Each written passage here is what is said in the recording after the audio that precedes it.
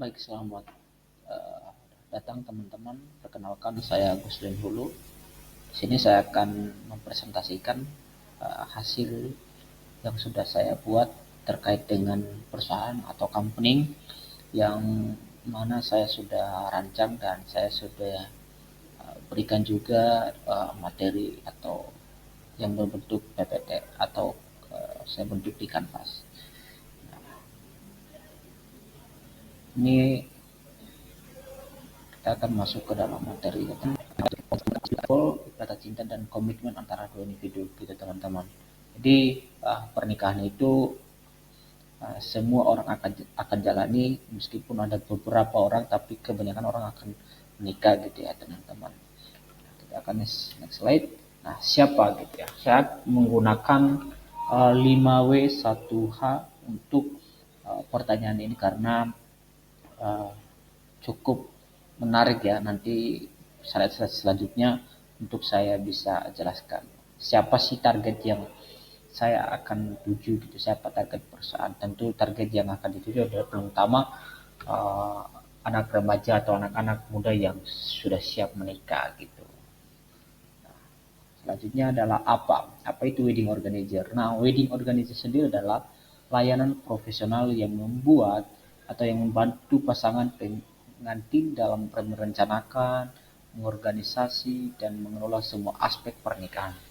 Nah, di sini ada tugas-tugasnya, yaitu ada perencanaan acara, koordinasi vendor, ada manajemen waktu, pengelolaan harian, dan penyelesaian masalah. Nah, itu adalah tadi beberapa tugas dari WO atau wedding organizer tersebut.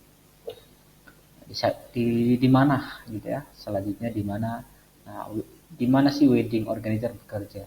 Wedding organizer bekerja di lokasi pernikahan, seperti gedung, hotel, taman, atau tempat lainnya yang dipilih oleh calon pasutri. Itu terserah, nanti mungkin saya sebagai owner misalnya, saya akan tanya langsung kepada mempelai di mana sih enaknya gitu, sesuai dengan kemauan si klien. Nah, kapan gitu? Kapan jasa wedding organizer diperlukan? Ya, biasanya ini digunakan beberapa bulan sebelumnya atau di booking beberapa bulan sebelumnya sebelum hari pernikahan untuk perencanaan dan insentif bekerja pada hari H untuk memastikan kelancaran acara gitu teman-teman. Jadi kapan jasa wedding organizer diperlukan, ya itu bisa digunakan beberapa bulan sebelum hari pernikahan. Nah, mengapa gitu ya? Mengapa pasangan perlu wedding organizer? Nah, ini pertanyaan menarik ya. Ya, yang pertama mengurangi stres uh, atau mengurangi tekanan juga bisa.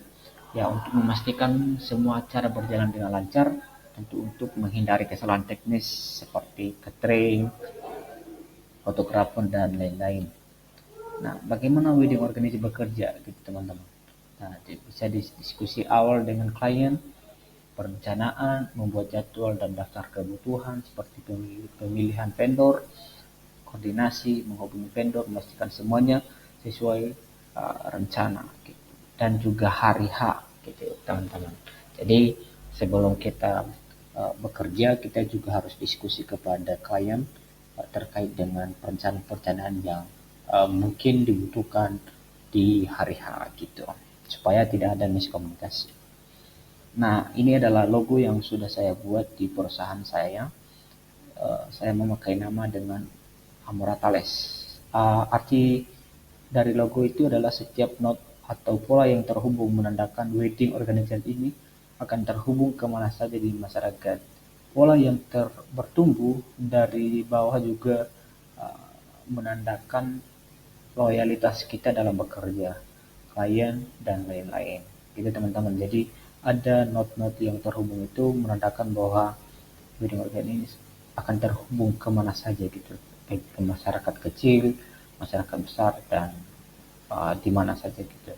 Nah, ada tuh kayak daun pelepah di menuju ke atas, itu menandakan loyalitas. Nah, ini ada arti dari nama Amora Thales ya, yang berasal dari bahasa Latin yang berarti cinta. Sedangkan Thales berarti cerita, gitu ya. Jadi nama ini menekankan pada momen indah dan cerita pasangan, cinta pasangan. Nah, di sini saya akan membahas tentang marketplace. Nah, marketplace apa sih yang saya pakai? Yaitu satu Instagram, ada Facebook, ada Gmail, ada WhatsApp ya. Ini media yang saya pakai untuk mempromosikan uh, wedding organizer saya gitu sebagai uh, pembantu dalam mengembangkan usaha saya. Nah, di sini ada segmen, di sini ada diagram ya.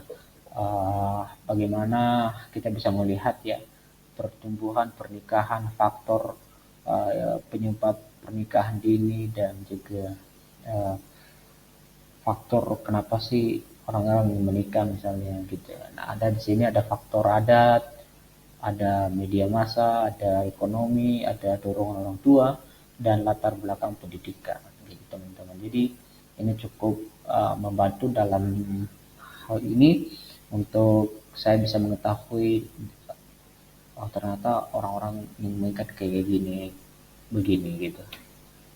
Nah, di sini ada positioning WO dengan layanan eco-friendly gitu. Apa sih yang membedakan saya dengan wedding organizer lain? Di sini saya akan menggunakan dengan layanan eco-friendly. Apa sih itu? Nah, kita akan membahasnya itu uh, di sini, yaitu wedding organizer yang ramah lingkungan dan berkelanjutan. Nah, apa sih satu keunikannya? Dekorasi menggunakan bahan daur ulang atau tanaman hidup, undangan digital untuk mengurangi limbah kertas, dan selanjutnya menyediakan uh, catering dengan bahan lokal dan organik. Nah, pesan utamanya adalah ciptakan uh,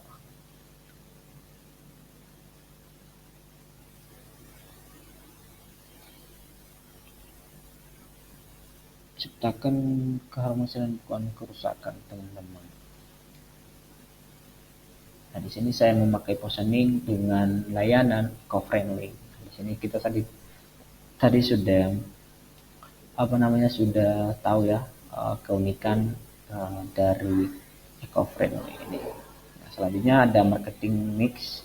Di sini ada produk, ya, tentu produk yang saya tawarkan tadi ada WO, dan sini ada price ya, strategi diskon, skimming price, penetration price atau harga premium juga.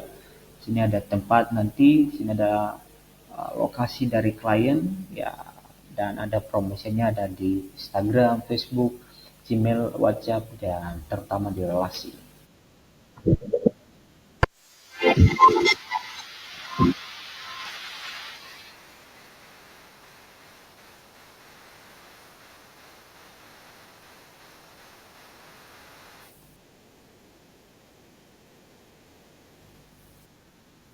Nah, itu adalah video dari uh, atau konten dari wedding organisasi saya yang sudah buat gitu. Nah, ada GMT, goals atau tujuan apa yang ingin dicapai. Tentu goals yang pertama adalah untuk mendapatkan reward ya, dan goals kedua adalah untuk membuat pasangan atau orang-orang di sekitar merasa terbantu gitu. Dan banyak mungkin goals-goals yang lain yang ingin saya capai gitu. Tapi yang paling utama adalah untuk uh, bisa mengembangkan usaha ini, yang membuat relasi, membuat uh, pasangan yang menikah, yang menyewa jasa kami ya, membuat mereka merasa bahagia gitu. Baru nanti benefit dan reward gitu. Nah, apa di sini matrix ya, ada metrik bagaimana mengukur kemajuan. Nanti saya akan bisa mengukur kemajuan itu ya dengan uh, melihat baik itu manajemen saya, marketing saya, dan lain sebagainya yang bisa saya lihat kemajuannya gitu. Nah, target atau sasaran, berapa banyak yang ingin dicapai dalam waktu uh, terdekat gitu ya, tertentu misalnya.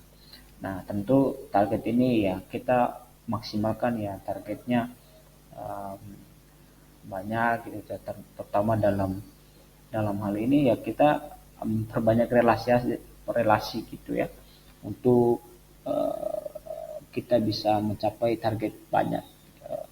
Terutama targetnya ya kita tidak muluk-muluk aja ya, masa kita banyak lah misalnya targetnya, kalau bisa ya no limit. Next slide teman-teman, kita akan, udah ada ya, udah habis. Jadi itu ada penjelasan tentang perusahaan yang saya sudah buat, atau usaha yang akan saya kembangkan, di mana ini juga akan membuat saya bisa melihat perusahaan ini bisa berkembang dengan baik. Terima kasih teman-teman. Sekian dari saya. Terima kasih.